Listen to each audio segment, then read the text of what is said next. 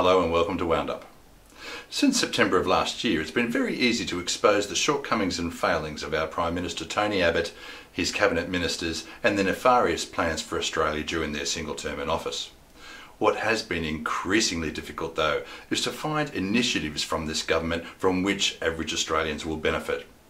I was delighted recently to discover one such initiative, and I spoke to the director of that program from our Canberra studio earlier today. Joseph Ananas, good morning and welcome to Wound Up. Thank you, Scott. It's a great pleasure for you to interview me.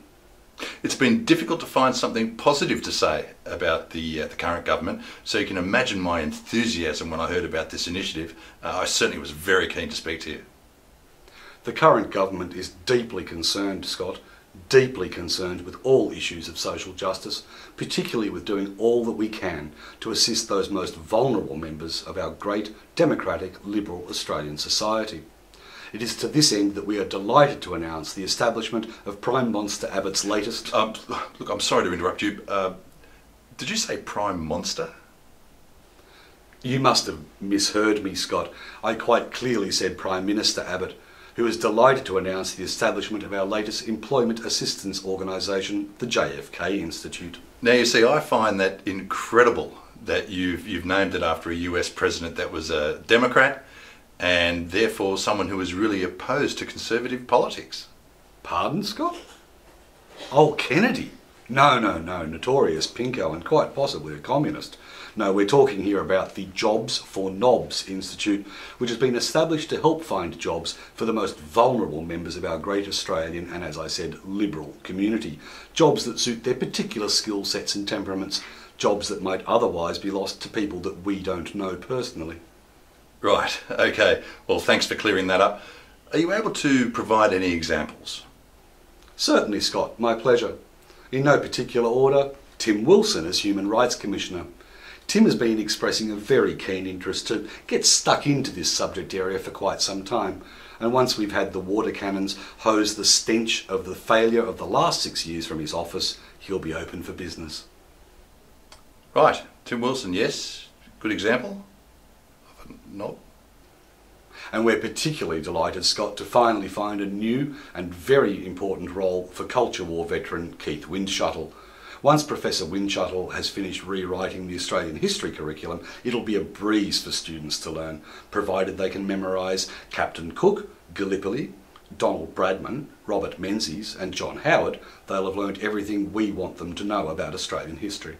I would argue that there is probably a little bit more to Australian history than that, but a fine example of a knob nevertheless. And we're delighted to be able to come to the assistance of our old friend and staunch supporter, former member for Indy, Ms Sophie Mirabella. Sophie has been appointed to a key role at the Australian Submarine Corporation and brings with her a great deal of experience of the latest stealth technology. During the entirety of her representation of the seat of Indy, Sophie was almost never seen or heard by any of her constituents. Well, yes, she was certainly unseen in her electorate, and a very, very good example of a knob, albeit a female knob. And last but not least, former Howard assistant and occasional treasurer Peter Costello is poised to take over the Back to the Future Fund.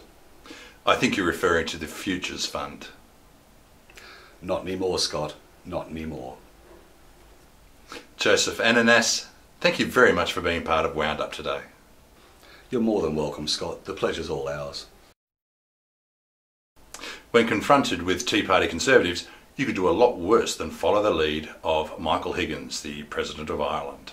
The tactic is to get a large crowd, whip them up, try and discover what is the greatest fear, work on that and feed it right back, and you get a frenzy. And that leads you in time then to when you have in fact maybe one of the most gifted presidents elect. I happen not to agree with all his foreign policy, but you know, you regard, for example, someone who happens to have been a professor at Harvard as somehow or other handicapped. You don't find anything wrong at all with this Tea Party ignorance that is being brought all around the United States, which is regularly insulting people who have been democratically elected.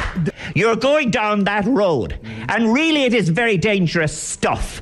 The fact of the matter is, look, Young people from the United States are travelling all over the world again. They're welcome in Europe. They're backpackers in hostels. People are talking to them because the image of the United States, we've got away from this warmongering, is getting better. At least 47 million people that the likes of you condemned to no health care in a country that I was proud to work in. These people are going to have some health care. Okay. So this is the issue. So therefore be proud to be a decent American rather than being just a wanker whipping up fear. Yeah. For Independent Australia, that's all from Wound Up. Until next time, maintain the rage.